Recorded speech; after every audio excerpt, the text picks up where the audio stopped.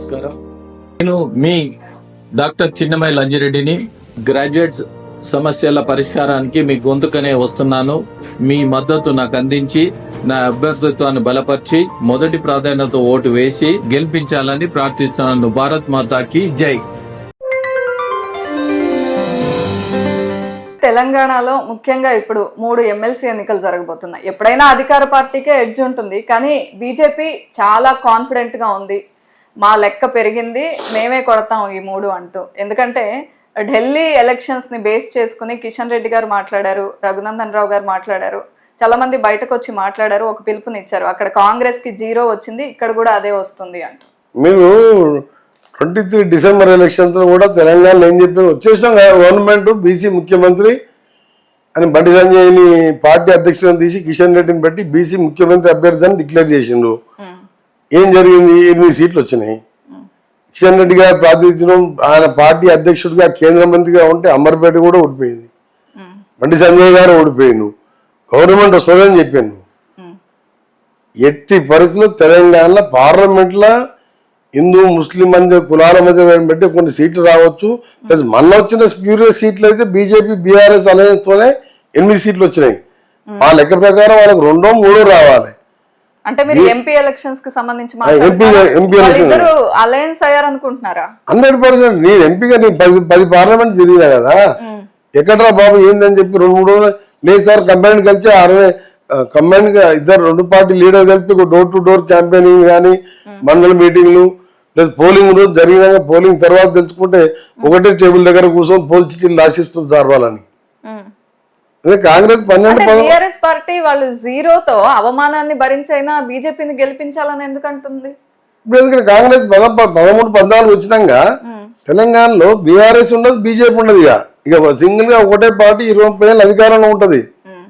దాంతో ఏంటంటే కనీసం మనం బీఆర్ఎస్ గెలిచినా కానీ మళ్ళీ వచ్చే ఎమ్మెల్యే ఎలక్షన్ లో బీజేపీతో పొత్తు పెట్టుకోవచ్చు, ఏమైనా చేయొచ్చు. ఫస్ట్ కాంగ్రెస్ వాళ్ళకి ఫస్ట్ ఎనిమిది, బీఆర్ఎస్ కు తెలంగాణ ఇచ్చిన పార్టీ 8 అయిపోయింది. వాళ్ళకు కమ్యూనల్ పార్టీకి పొద్దున్న లేస్తే కులాలు మతాలు మాట్లాడుకుంటూ కేంద్రంలో అధికారంలో నుండి తెలంగాణకు ఒక్క పని చేసిందా చెప్పండి?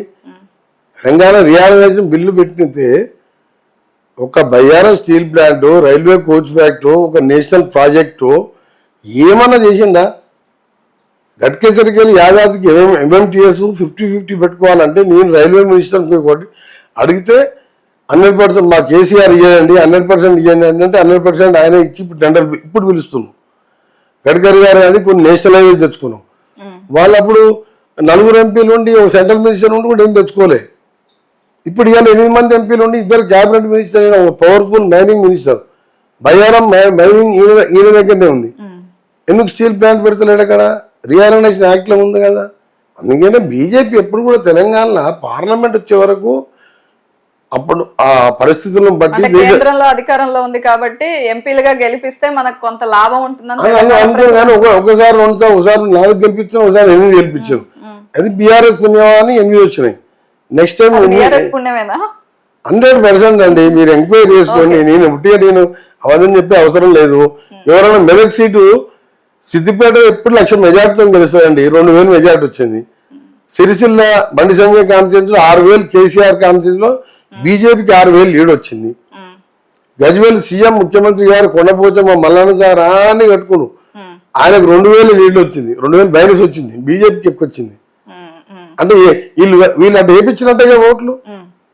ఇంత క్లారిటీగా ఏ కాంగ్రెస్ లీడర్ నాకు ప్రతి కాన్స్టిట్యున్సీ నోటెడ్ 35 ఏళ్ళకి పార్టీలో ప్రతి కాన్స్టిట్యున్సీ ఏం జరిగిందో చెప్తాను నేను. అయితే ఢిల్లీ ఎలక్షన్ రిజల్ట్ తెలంగాణలో ఏమి అఫెక్ట్ చేయదు అనుకుంటున్నారు?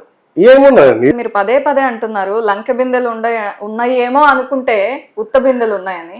కరెక్టే, అది మీకు ముందే తెలుసు కదా. అంటే ప్రభుత్వంలోకి రాకముందే, గెలవక ముందే తెలుసు ప్రభుత్వం చేసిన అప్పేంటి, తెలంగాణ మీద ఉన్న అప్పేంటి, అన్ని క్లియర్ గా తెలుసు. కానీ చాలా గ్యారంటీస్ తో వచ్చారు మీరు.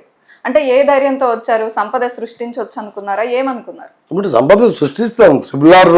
ట్రిపుల్ ఆర్ కంప్లీట్ అయ్యా, ఇప్పుడు స్టార్ట్ అవుతుంది. నెక్స్ట్ మంత్ టెండర్స్ ఉన్నాయి 17కు. రేపు 4th సిటీ పేరు మీద ఎన్నో ఇండస్ట్రీ వస్తుంది. అమెజాన్ ఒకటే 60,000 కోట్లు, మొత్తం 1,78,000 కోట్లు. ఇది రియల్ అగ్రిమెంట్. ఇది చంద్రబాబు నాయుడు గతంలో చేసుకున్న అగ్రిమెంట్ లాగా కాదు. ఫ్యాక్స్ గాన్ స్పీడప్ అయింది, ఆ టీసీఎస్ ఎక్స్పాన్షన్ చేస్తున్నారు, 60,000 కోట్లు డేటా సెంటర్ పెడుతున్నారు. అంటే డేటా సెంటర్ పనిచేసిన తర్వాత ఆటోమేటిక్గా నీకు బిజినెస్ పెరిగితే దాంట్లో మనకు మన స్టేట్ ట్యాక్సెస్ వస్తుంటాయి కదా. అందుకే ఎలక్షన్ అయిన ఇయర్ ఎప్పుడు కూడా not only in Telangana, entire country after parliament election ఏమంటే పార్లమెంట్ ఎలక్షన్స్ వచ్చినాయి. ఈ ఎలక్షన్ల టైంలో మనీ రొటేషన్ కూడా ఆగి బిజినెస్ కూడా